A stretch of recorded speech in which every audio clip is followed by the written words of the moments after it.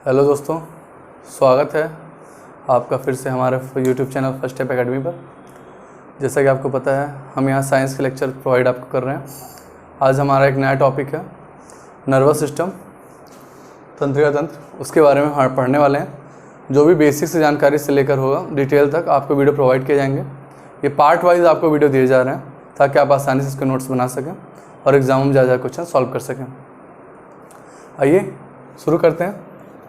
तंत्रिका तंत्र, nervous system.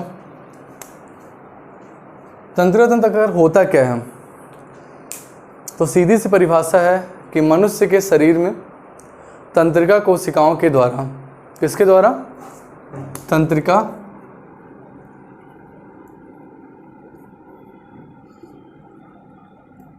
कोशिकाओं के द्वारा बनाया गया जो तंत्र होता है उसे बोलते हैं हम तंत्रिका तंत्र। और इन्हीं तंत्रिका कोशिकाओं को हम न्यूरॉन के नाम से जानते हैं। न्यूरॉन वर्ड आपने सुना होगा, ठीक है। इससे हम किस नाम से जानते हैं? न्यूरॉन।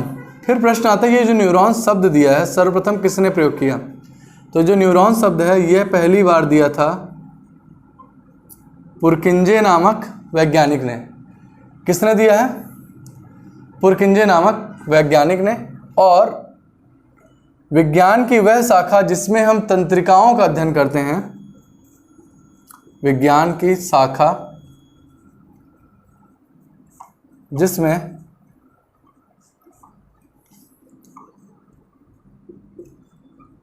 तंत्रिका का अध्ययन करते हैं, उसे हम बोलते हैं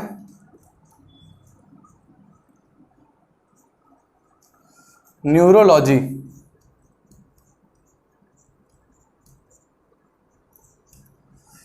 और पूछा जाता फादर ऑफ न्यूरोलॉजी के नाम से किसे जानते हैं? तो एक नाम है सैंटियागो रामोन।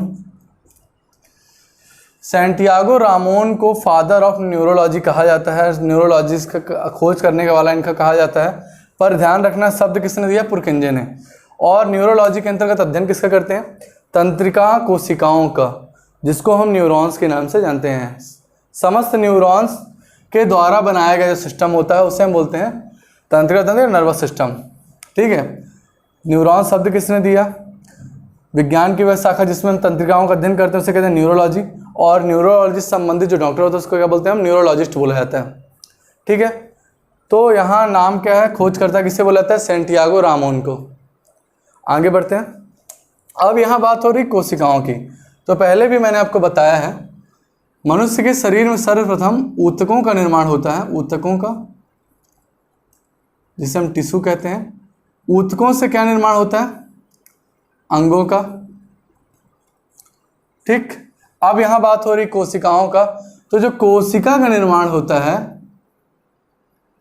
कोशिका का निर्माण होता है, यह जीवन की प्रारंभिक अवस्था है, ठीक। हम बात कर रहे हैं, आपको दिख नहीं रहा हो सकता है, ऊतकों की बात कर रहे हैं। तो कोशिकाओं के द्वारा ही ऊतकों का निर्माण होता है और ऊतकों के द्वारा अंगों का निर्माण होता है, ठीक है। तो बात करते हैं कोशिका की। यहाँ बात हो रही है न्यूरॉन्स को हम सेल बोलते हैं। तो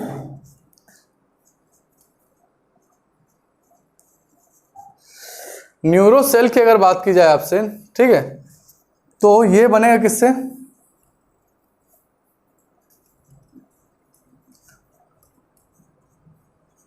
आपने न्यूरो सेल की बात कर रहे हैं, न्यूरॉन्स की बात कर रहे हैं। इनसे क्या बनेगा? टिश्यू बनेंगे, ऊतक बनेंगे, ठीक है। कोशिका, ऊतक और अंग।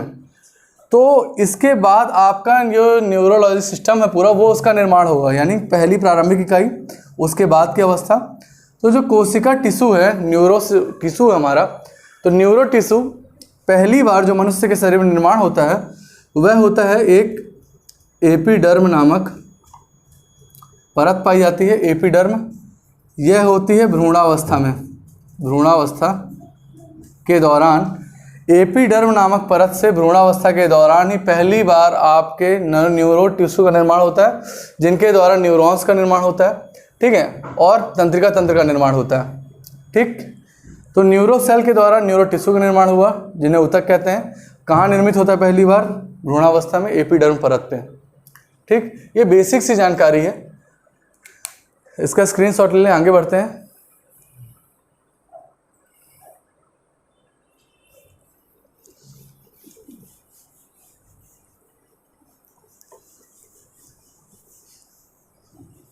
तंत्रिका तंत्र के अंतर्गत जो जो भी आता है, CNS पढ़ना, सेंट्रल नर्वस सिस्टम में पढ़ना है, PNS पढ़ना, पेरीफेरल, ठीक है, ANS पढ़ना, ऑटोनॉमस नर्वस सिस्टम। अभी मैं आपको सिर्फ बेसिक जानकारी दे रहा हूँ जो एग्जाम में क्वेश्चन बनते हैं, तो आपने भी जाना। अब हम बात करते हैं, हमने बताया जो कोशिका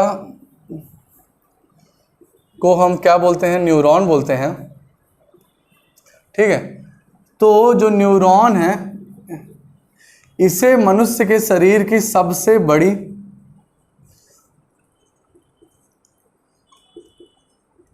कोशिका कहा जाता है। ठीक है, मनुष्य के शरीर में पाई जाने सबसे बड़ी कोशिका न्यूरॉन ही होती है, जिसकी लंबाई लगभग 90 सेंटीमीटर से 1 मीटर तक होती है। इससे बड़ी कोई भी कोशिका नहीं होती। ठीक है, सबसे बड़ी पाई जाने वाली कोशिका आपकी न्यूरॉन है, और सबसे बड़ी इसकी मात्रा या लंबाई कितनी है? 90 सेंटीमीटर से 1 मीटर तक ये होती है। आगे बढ़ते हैं। यह मनुष्य के शरीर में पाई जाने वाली सबसे बड़ी तो है ही है, सबसे बड़ी और सबसे जटिल। इसकी जो संरचना है, इसका जो फिगर है, बहुत ही टफ है, बहुत ही जटिल है। ठीक है, इसको समझना बहुत मुश्किल है। तो मनुष्य के शरीर में पाई जाने सबसे बड़ी और सबसे जटिल संरचना भी इसी को कहा जाता है। यानी शरीर में जितने भी अंग पाए जाते हैं उनको डॉक्टरों के द्वारा समझना या जो अध्ययन करते हैं उनके द्वारा आसान होता है, पर न्यूरोलॉजिस्ट जो होते हैं सबसे टफेस्ट एक लॉजी है, अध्ययन की शाखा है। इसको समझना, अंगों को समझना बहुत मुश्किल होता है, इसलिए इसे मनुष्य के शरीर की सबसे जटिल संरचना के नाम से जाना जाता है। आगे बढ़ते हैं। अब बात आती है न्यूरॉन्स की। अब न्यूरॉन्स जो होते हैं मनुष्य के शरीर में, जैसे हमारे शरीर में आप ये समझिए हमें चोट लगी, घाव लगा, वह घाव भरता है, कोई अंग खराब हुआ, शरीर उसको फिर से रिजनरेट करता है, आपको स्वस्थ बनाता है। पर याद रखना है जो न्यूरॉन है इनमें पुनर्उद्भवन, यानी इसको बोलते हैं रीजनरेशन, पुनरुद्भवन की क्षमता नहीं होती है। अगर एक बार यह खराब हो गया या एक बार टूट गए या कोई हानि हो गई तो यह दोबारा रीजनरेट होने वाली अंग नहीं है बॉडी के। यह जीवन काल में सिर्फ एक ही बार निर्मित होता है। तो आपके न्यूरॉन्स में पुनरुद्भवन की क्षमता नहीं पाई जाती है। ठीक है, इसलिए ध्यान रखना है कि न्यूरॉन्स जितनी जटिल संरचना, अगर इसमें कोई खराबी आती है तो चिकित्सक को उतना ही समय लगता है उसको पकड़ने में। और वह आदमी, अगर मस्तिष्क की बात हो रही, क्योंकि ठीक है संपूर्ण सिस्टम की बात हो रही है, न्यूरॉन्स के द्वारा ही सारा कार्य आपके बॉडी में चलता है। ठीक है, मैसेज आते हैं, मैसेज जाते हैं। अगर वो कहीं किसी भी बॉडी का प्रभावित हो गया तो वह अंग, संबंधित अंग काम करना बंद कर देता है। ठीक है, क्योंकि ये रीजनरेट नहीं हो पाती हैं। अब इसी पुनरुद्भवन क्षमता की बात की जा रही है, रीजनरेशन। तो ये हमने बताया न्यूरॉन्स में नहीं पाई जाती। तो क्वेश्चन बनता है किस शरीर में पाई जाती है, किस शरीर में नहीं पाई जाती। तो आपने बताया ये न्यूरॉन्स जो बात हो रही है, मस्तिष्क की बात हो रही है। मस्तिष्क में न्यूरॉन रीजनरेशन नहीं कर पाते, इसलिए बोला था सबसे सेफ हमको माइंड को रखना, ब्रेन हेड को रखना है। रीजनरेशन नहीं होता, पर मनुष्य के यकृत में, जिसे हम बोलते हैं लीवर में, सर्वाधिक पुनरुद्भवन क्षमता होती है। तो मनुष्य के शरीर में पाई जाने वाली सबसे बड़ी कोशिका कौन सी? न्यूरॉन या तंत्रिका कोशिका। मस्तिष्क में पाए जाने जो न्यूरॉन होते हैं इनमें पुनरुद्भवन, रीजनरेशन नहीं होता, पर लीवर में जो होता है, लीवर एक ऐसा अंग है जहां सर्वाधिक पुनरुद्भवन की क्षमता पाई जाती है। क्योंकि पूरे बॉडी पार्ट की बात हो रही है, तो सर्वाधिक क्षमता किसमें है? लीवर में, और सबसे कम किसमें है? आपके मस्तिष्क में। ठीक है, आगे बढ़ते हैं, इसका स्क्रीनशॉट ले लें आप। अब आपने एक बीमारी का नाम सुना होगा कैंसर। तो कैंसर जो होता है ये है, सीधी सी परिभाषा बताई जाए इसकी तो ये है कोशिकाओं का, शरीर की कोशिकाओं का अनियंत्रित विभाजन। इसे हम बोलेंगे uncontrol division of cell. Simple सी बात है, आपके कोशिकाओं में कोशिका विभाजन होता है। कोशिका विभाजन होने के बाद ऊतक और अंगों का निर्माण होता है। तो हमारे शरीर में जो कोशिकाओं का विभाजन होता है कंटिन्यू होता रहता है, सेल डिवीज़न। और आपको पता है, मैंने आपको बताया कि जो तंत्रिका है वह भी एक क्या है, कोशिका है। तो इसमें भी सेल डिवीज़न होगा, सेल डिवीज़न होगा तो रीजनरेशन होगा। ठीक है, तो रीजनरेशन होने की कंडीशन आपको पता है मस्तिष्क में नहीं पाई जाती। यहाँ मतलब कोशिका का विभाजन नहीं होता। अब अगर कोशिका का विभाजन नहीं होता और कैंसर क्या है, अनियंत्रित कोशिका का विभाजन है, तो यहाँ विभाजन ही नहीं होता तो यहाँ कैंसर होगा क्या? कैंसर नहीं होगा इधर। ठीक है, यानी अगर बात आ रही है कि अनकंडीशनल या आपका अनकंट्रोल जो है आपका डिवाइडेशन ऑफ सेल मस्तिष्क में नहीं होता है, तो कैंसर की संभावना पूछा जाता है एग्जाम में, मनुष्य के किस अंग में कैंसर की संभावना नहीं होती? तो पहला आंसर आपने क्या बताया, मस्तिष्क में, क्योंकि यहाँ डिवाइडेशन नहीं होता, नए अंगों का रीजनरेशन नहीं होता है। ठीक, पर दूसरा आपको बताया कि यकृत में सर्वाधिक मात्रा में होता है। तो यहाँ अनकंट्रोल वाली कंडीशन नहीं बनती, लीवर में कैंसर वाली कंडीशन ना के बराबर रेयरेस्ट कंडीशन होगी। ठीक है, सर्वाधिक होता है तो यहाँ भी कैंसर की संभावना नहीं होती। यानी मनुष्य के शरीर में सर्वाधिक पुनरुत्पादन की क्षमता होती है यकृत में और सबसे कम पुनरुत्पादन की क्षमता कहाँ होती है, मस्तिष्क में। ठीक, यानी सेल डिवीज़न सबसे कम होता है माइंड में और सबसे ज़्यादा होता है आपका लीवर में। ठीक, और मैंने आपको बताया कैंसर की परिभाषा तो अनकंट्रोल सेल डिवीज़न, तो ब्रेन में होता ही नहीं तो वहाँ भी कैंसर नहीं होगा, और जो लीवर में होता है वो कंटिन्यू चलता रहता है प्रोसेस, तो वहाँ भी अनकंट्रोल वाली कंडीशन नहीं होती क्योंकि सर्वाधिक क्षमता होती है। तो मनुष्य के शरीर के दो अंग मस्तिष्क और यकृत में कैंसर की संभावना नहीं पाई जाती। ठीक है, ये बेसिक चर्चाएं हैं। अभी इसका स्क्रीनशॉट ले लें, आगे बढ़ते हैं।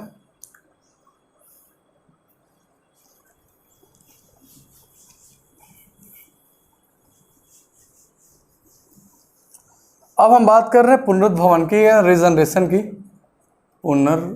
पुनरुद्भवन या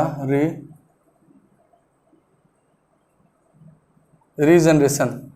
तो आपने बताया सर्वाधिक मनुष्य में और सबसे कम मनुष्य में। अब पृथ्वी पर पाया जाने वाला जो अमीबा है इसके शरीर में सर्वाधिक पुनरुद्भवन होता है, सर्वाधिक पुनरुद्भवन की क्षमता है। इस कारण से इसे क्या बोला जाता है, अमर जीव। ठीक है, अमर है, ये मरता नहीं है अमीबा, क्योंकि इसके शरीर में सर्वाधिक पुनरुद्भवन की क्षमता पाई जाती है। फिर एक होता है प्लेनेरिया। प्लेनेरिया को चाकू की धार पर अमर जीव कहा जाता है, ये भी नहीं मरता, इसमें भी सर्वाधिक पुनरुद्भवन पाया जाता है। और तीसरा हाइड्रा, इसे जल दैत्य के नाम से जाना जाता है। तो ये तीनों ऐसे जीव हैं जहां पुनरुद्भवन की क्षमता, उनके शरीर में पुनरुद्भवन की क्षमता सर्वाधिक पाई जाती है। इस कारण से इनमें मरने की कंडीशन नहीं होती है और ये अमर होते हैं। ठीक है, इसे अमर जीव कहा जाता है। इसे चाकू की धार पर, इसके संरचना में चाकू जैसे प्लेट कि ब्लेड जैसी संरचना होती है, अमर जीव कहता है। इसे जल दैत्य के या जल का जलीय जीव ऐसा है जो अमर रहता है, हाइड्रा। अब हम बात कर रहे हैं हाइड्रा की। तो जो तंत्रिका तंत्र की बात हो रही, तो सर्वप्रथम तंत्रिका तंत्र या न्यूरॉन सर्वप्रथम हाइड्रा में ही खोजा गया था, पर इसमें मस्तिष्क नहीं पाया गया। यानी तंत्रिका का पहले खोज किसमें की गई थी? हाइड्रा में, पर इसमें मस्तिष्क नहीं पाया गया था। पृथ्वी पर पहला जीव है जिसमें इसमें खोज हुई थी। ठीक है, इसका स्क्रीनशॉट ले लें। बेसिक चर्चाएं हो गई अपनी, आगे बढ़ते हैं।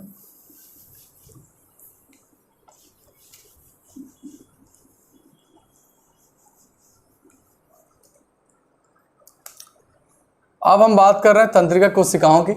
तो मनुष्य के शरीर में तंत्रिका कोशिकाएं दो प्रकार की होती हैं, जिन्हें क्रमशः संवेदी तंत्रिका कोशिका, जिसे हम बोलते हैं सेंसरी,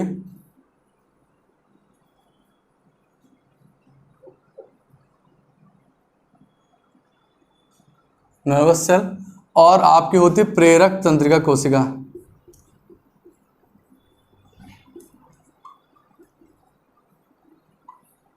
इसे हम बोलते हैं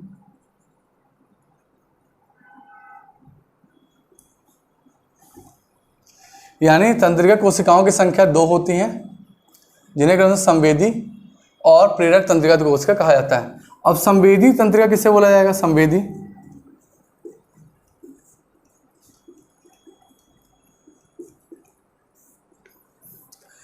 मनुष्य के शरीर में पाए जाने वाले वे समस्त अंग जो शरीर के बाहर जो भी आप कोई भी उद्दीपन, स्टिमुलेशन जो भी आप महसूस करते हो, वह मस्तिष्क तक पहुंचाने का कार्य जो अंग करते हैं, जो भाग करते हैं, उन्हें संवेदी तंत्रिका कहा जाता है, संवेदी तंत्रिका कोशिका कहा जाता है। तो आपको पता है मनुष्य के शरीर में 5 संवेदी अंग हैं, जिन्हें क्रमशः आँख, नाक, कान, त्वचा और आपकी जीभ।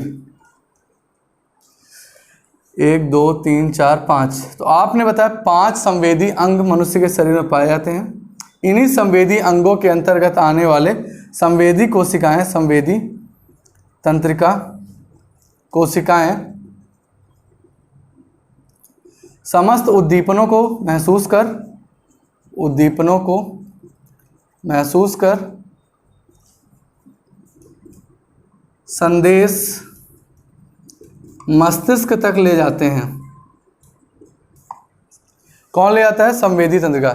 यानी हमारी आँख, नाक, कान जो हम देख रहे हैं, देखने में मदद कर रही है हमारी आँख का कार्य है देखना, तो ये मस्तिष्क तक मैसेज पहुंचाती है कोई चीज़ हमें देखना है। मैंने आपके त्वचा को टच किया तो मैसेज आया मस्तिष्क तक टच हुआ है। तो समस्त जो कार्य हो रहा है वह किसके द्वारा? सेंसरी न्यूरॉन्स के द्वारा हो रहा है। ठीक है, तो आपके संवेदी अंग है आँख, नाक, कान, त्वचा। इनमें जो भी आपको महसूस होगा वह मस्तिष्क तक मैसेज जाता है। वह समस्त क्रियाएं करने का कार्य करने में हेल्प करता है। कौन? संवेदी तंत्रिका कोशिकाएं। और मैसेज कहाँ ले जाता है? ब्रेन में। स्क्रीनशॉट ले लें, फिर हम बताते हैं प्रेरक तंत्रिका कोशिका के बारे में।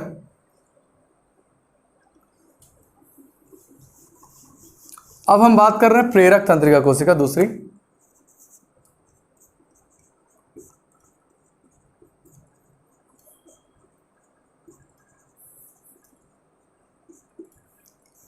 इसका काम क्या होता है? तो प्रेरक तंत्रिका कोशिका मस्तिष्क के आए हुए मैसेज को जब दोबारा डिकोड करता है कि उसको करना क्या है, तो मस्तिष्क के द्वारा दिए गए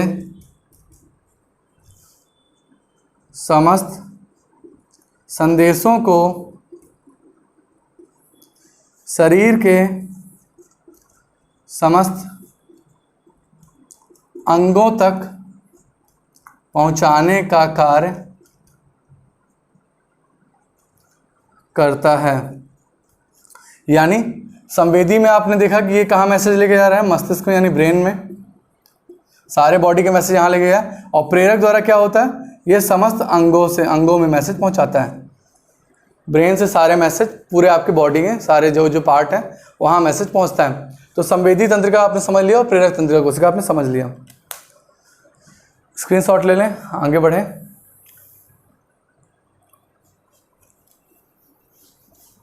ये तो हो गई बेसिक चर्चाएं। अब मनुष्य के शरीर में 3 प्रकार के तंत्रिका तंत्र पाए जाते हैं जिसका अध्ययन हमें करना है। एक होता है CNS सेंट्रल नर्वस सिस्टम, दूसरा होता है PNS पेरीफेरल नर्वस सिस्टम, और एक होता है ANS ऑटोनॉमस नर्वस सिस्टम। ठीक है, केंद्रीय तंत्रिका तंत्र के बारे में यानी पहला टॉपिक है हमारा CNS। इसका मैं एक स्ट्रक्चर बनाने वाला हूँ, आप उस स्ट्रक्चर को फिगर आउट कर लें, उसको बना लें।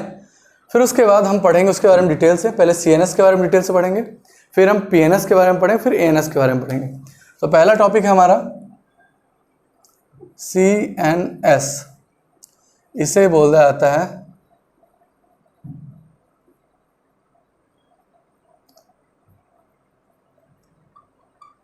सेंट्रल नर्वस सिस्टम, केंद्रीय तंत्रिका तंत्र।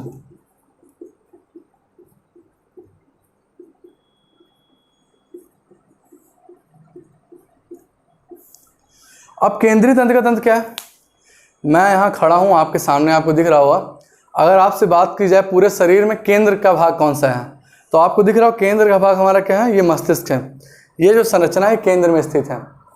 तो मस्तिष्क के यानी शरीर के केंद्र में स्थित वह भाग जो शरीर में केंद्रीय कार्य करता है, समस्त कार्यों को संचारित करने का हेल्प करता है, उसे हम बोलते हैं केंद्रीय तंत्रिका तंत्र। केंद्रीय तंत्रिका तंत्र में सबसे पहले आपको पढ़ना है मस्तिष्क, हमारा ब्रेन केंद्र में स्थित है, और मस्तिष्क से जुड़ी हुई हमारी होती कशेरुक दंड, रीढ़ रज्जु, जिसकी सुरक्षा के लिए कशेरुक दंड वर्टिब्रल कॉलम पाया जाता है, वह भी केंद्र में होता है। जो हमारे बीच में फिगर में यहाँ रहता है, बॉडी की जस्ट आपके मेड्यूला वाले पार्ट से ब्रेन के नीचे निकलती है एक पतली डोरीनुमा संरचना, जिसको आप रीढ़ की हड्डी बोलते हो, वह केंद्र में होता है। तो हमें पढ़ना मस्तिष्क और रीढ़ के बारे में। तो इसके बारे में हमें क्या पढ़ना है वो आपको एक फिगर बना देता हूँ मैं।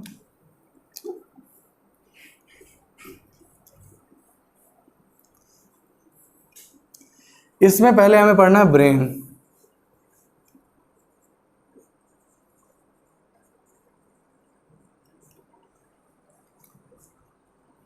फिर पढ़ना है हमें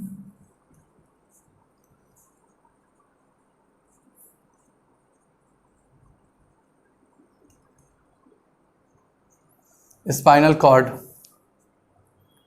ब्रेन में पढ़ना है हमें थोड़ा डिटेल से, इससे प्रश्न आते हैं। ब्रेन मस्तिष्क जो है, मनुष्य के मस्तिष्क को 3 भागों में बांटा गया है, जिसे क्रम से अग्र मस्तिष्क, इसे बोलते हैं फोर ब्रेन, दूसरे को बोला था मध्य मस्तिष्क, तीसरे को बोला जाता है पश्च मस्तिष्क, हाइंड ब्रेन।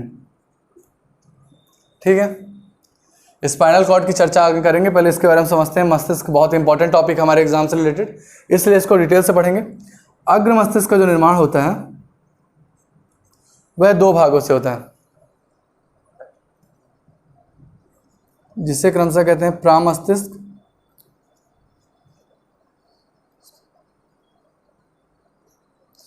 इसे बोला जाता है सेरेब्रम। दूसरा है आपका डायनसेफ्लॉन,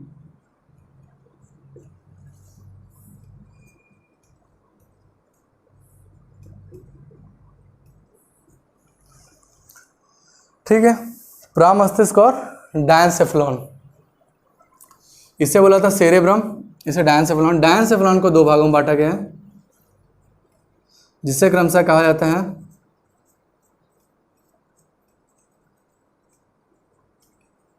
हाइपोथैलेमस और इसे कहा जाता है थैलेमस। ठीक है, एपिथैलेमस, सब थैलेमस, उसकी भी चर्चा करेंगे, पर अभी ब्रेन में इतना पढ़ना है, मिड ब्रेन में नहीं पढ़ना, पढ़ना तो है पर इसके डिवाइडेशन अपने नहीं करना। क्योंकि थर्ड और फोर्थ वेंट्रिकल यहाँ पाया जाता है, उसकी चर्चा हम करेंगे वीडियो में। पश्च मस्तिष्क को हमें पढ़ना है। इसमें होते हैं दो भाग, जिसे बोलते हैं हम अनुमस्तिष्क। अनुमस्तिष्क को हम जानते हैं सेरे बेलम के नाम से, और दूसरा पढ़ना है हमें मेड्यूला ऑब्लांगटा।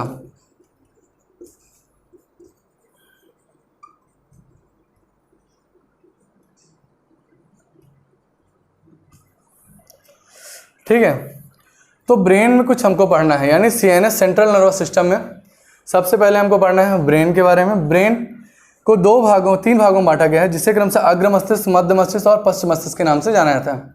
अग्र मस्तिष्क आगे वाले भाग में, मध्य मस्तिष्क मध्य में, और पश्च मस्तिष्क पीछे वाले भाग में।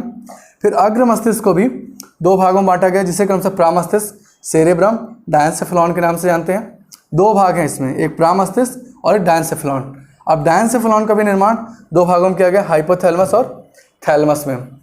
फिर पश्च मस्तिष्क, इसमें यहाँ बात की गई पश्च मस्तिष्क जो पीछे होता भाग, इसके दो भाग होते हैं, अनुमस्तिष्क जिसे हम सेरेबेलम के नाम से जानते हैं, और दूसरा भाग है सबसे लास्ट वाला भाग जो यहाँ होता है, उसे बोलते हैं मेड्यूला ऑब्लांगटा। यहीं से एक डोरीनुमा संरचना निकलती है, इसी को बोलते हैं डोरीनुमा संरचना। कहाँ से निकलती है? इस भाग से, स्पाइनल कॉर्ड यहीं से निकलती है, इसी से रिलेटेड होती है, और आपकी रीढ़ की हड्डियों में इसका निर्माण होता है। ठीक है, इसकी सुरक्षा के लिए फिर वर्टिब्रल कॉलम होता है। तो ये कुछ फिगर आउट है हमने बनाया है आपके लिए, इतना हम अभी पढ़ेंगे सीएनएस में। तो आज हमने जाना कि बेसिक चर्चाएं जो क्वेश्चन हमारे एग्जाम में आते हैं वो मैं आपको बता रहा हूँ। सीएनएस आपने जाना नर्वस सिस्टम के बारे में जो बेसिक प्रश्न है, इस फिगर की चर्चा करेंगे हम अगले वीडियो में। ब्रेन डिटेल से पढ़ेंगे और पूरा आपको बताया जाएगा। ठीक है, थैंक यू।